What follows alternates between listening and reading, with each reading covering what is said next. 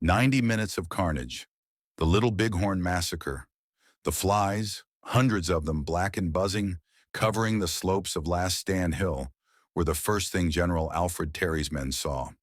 The smell of rotting flesh, which clung to their clothes and was delicious and sickening, intensified as they ascended. 263 bodies were spread out in the June sun at the crest, stripped naked, scalped, and mutilated. George Armstrong Custer lay in the middle, his right leg severed at the knee, his skull crushed by a stone war club, a wooden stake sticking out of his throat, a Cheyenne death mark for liars, and close by, the corpse of a young private was charged with 17 arrows. Taptain Frederick Benteen kicked a boot covered in blood away, his face a mask of disdain. "Hero?" he scoffed. "Scouts are not ignored by heroes." The figures spoke for themselves. 268 people were killed in 90 minutes, including Custer's brothers Tom and Bosto. Heroes don't charge 7,000 Sioux with 647 soldiers. He perished like a fool after fame. The pace of the slaughter was later verified by forensic investigations. Before being overrun, Custer's regiment fired 35,000 bullets, with a shot every 10 seconds for each soldier.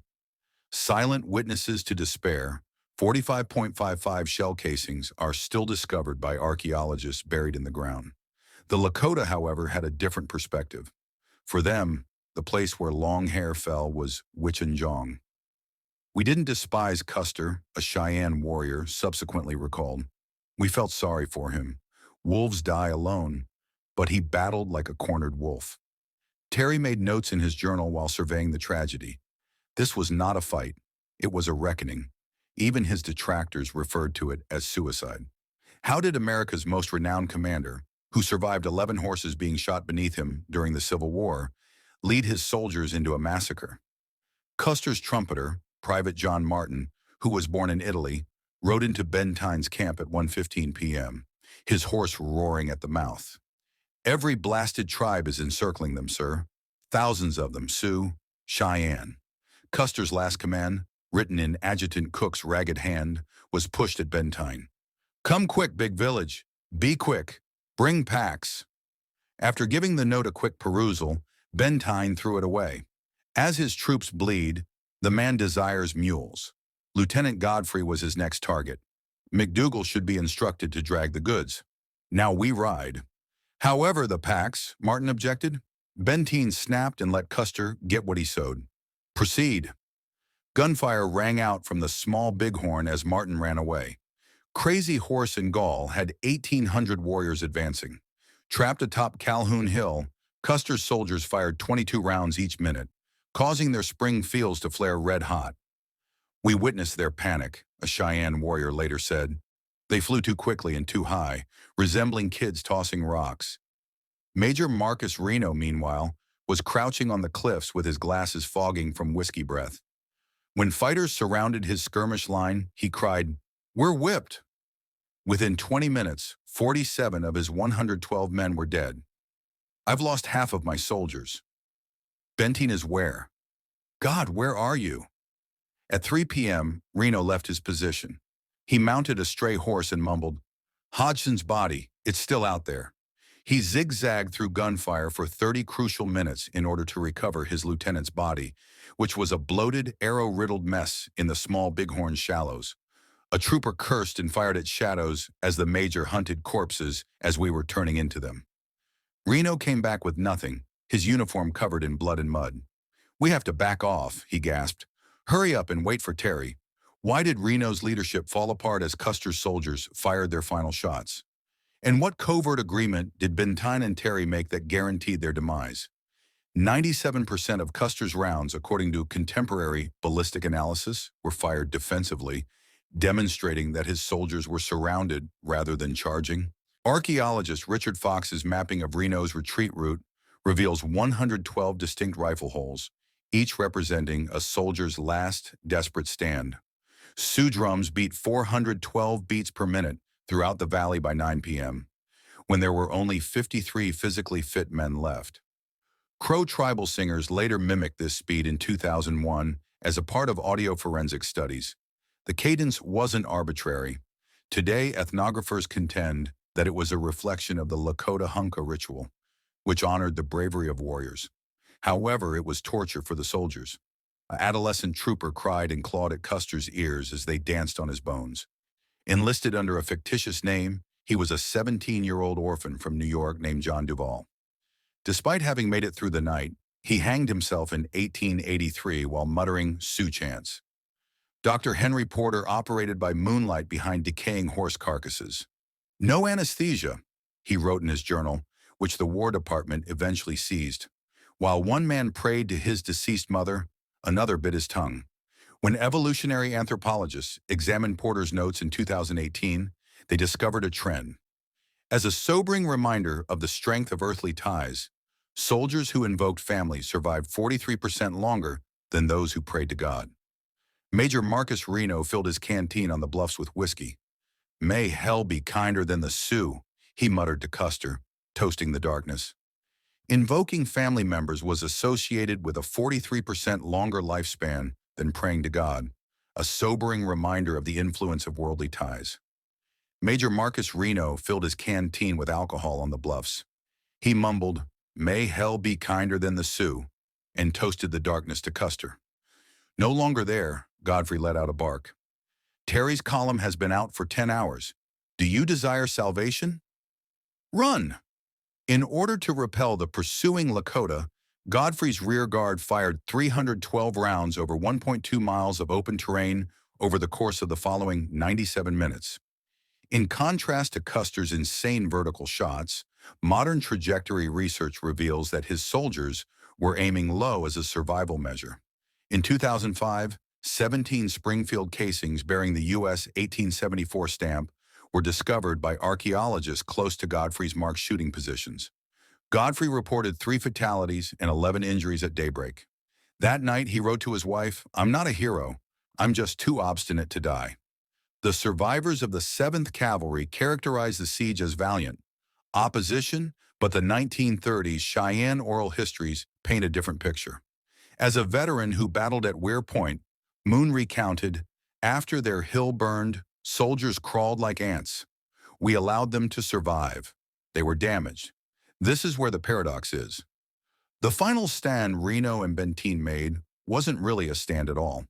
The majority of rifle pits faced away from Lakota forces, according to thermal imaging scans carried out in 2016, indicating that men fired blindly as they fled. Battle archaeologist Dr. Douglas Scott came to the conclusion that this was more of a protracted fall than a defensive. Desperation rendered readable was their heroism. Benteen's delays and Reno's intoxication were downplayed by the Army's 1879 Court of Inquiry, which presented their survival as unwavering bravery. "Better a lice-pun legend than a truth that shames us," wrote General Sheridan in private. However, contemporary research analyzes the myth. In 1999, Benteen's relatives found his pocket watch, which had a shattered face frozen at 2:17 p.m. At precisely what time Custer's battalion fell? Did Benteen look at it as he waited? Whether it represented cold calculation or guilt is up for dispute among historians. 18 years later, in 1894, when the Army needed living heroes to counterbalance Custer's notoriety, Godfrey was awarded the Medal of Honor for his valor. His citation notably left out his repute as a loung before the conflict. By June 26th at daybreak, the heroes had transformed into shadows that were creeping toward Terry's column, but they were not going to find deliverance. It was a confrontation with reality. When survivors of a tragedy are damned for surviving, how does history view them? That daybreak, the Sioux broke up their camp and vanished like specters. Although they had won the battle, they could feel the real conflict coming. "You think we celebrated?" Sitting Bull subsequently said to a reporter. "We wept. You don't celebrate when you kill a furious wolf. It nearly reached your throat, as you recall." General Alfred Terry's column topped Last Stand Hill at first light on June 27. They were struck first by the foul smell, a sickening concoction of rotting gunpowder and blood. Custer's renowned golden hair were matted with blood, and his nude corpse was spread out in the dirt. 20 yards distant, a Cheyenne trophy laid on his right leg, which had been cut at the knee, while 17 arrows stuck out of his torso. His brother Tom's body was so disfigured nearby that a dental match was necessary for identification. His army records show his gold-filled molar. "Your delay killed them," Terry said in a furious whisper as he turned to Benteen. Benteen grinned as he used a bloody kerchief to wipe his glasses. That was Custer's own doing. Like a stupid fool, he divided his troops, disregarded the scouts, and charged. "Do you believe I could have prevented that?" With 268 people killed in 90 minutes, the statistics made fun of them. Just Comanche. In a War Department exhibit, Captain Miles Keogh's horse's injuries were later idealized as valor. Only 3 of the 12 companies that made up the 7th Cavalry, H, D, and K, were still prepared for battle. Like ghosts, survivors staggered toward Terry's camp. Individual Italian revolutionary-turned-soldier Giovanni Di Rudio emerged from the woods, his eyes empty and his clothing torn. He murmured to a chaplain, "I hid while they died. I was passed twice by the Sioux. I offered Garibaldi a prayer. God was occupied." Di Rudio became famous for his cowardice. He lived to be 85 years old, was acquitted after 2 court-martials, and died in 1922 while cursing Custer's name. His admission, which remained hidden in the Army archives until 1971, reveals the brutal reality of the conflict. Survival was not bravery, but luck. Custer was praised as a valiant martyr in the Army's official report. "We lost the West as a result of Custer's carelessness, which was privately discussed and angered." Despite facing inquiry courts, Benteen and Reno were not held accountable.